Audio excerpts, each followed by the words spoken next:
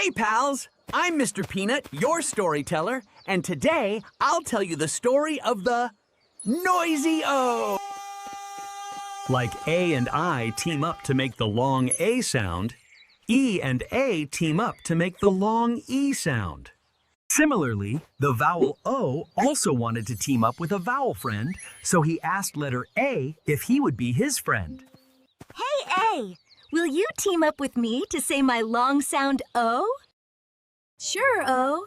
I can stand silently after you, and you can say your long sound.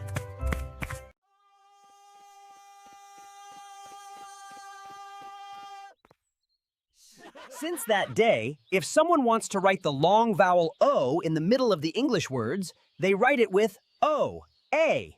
For example, coat, boat, road, and toad. Hope you have got this, but dear kids, this story doesn't end here. Since one day, the letter A ran away. And if you want to hear the next part of the story, press the bell icon and hit the like and subscribe buttons. I'll see you soon. Bye for now. Still teaching spellings with the old, boring methods? Time for a change now. Let's not teach kids spelling, but tell them stories to remember the rules with the help of Spelling Stories with Mr. Peanut.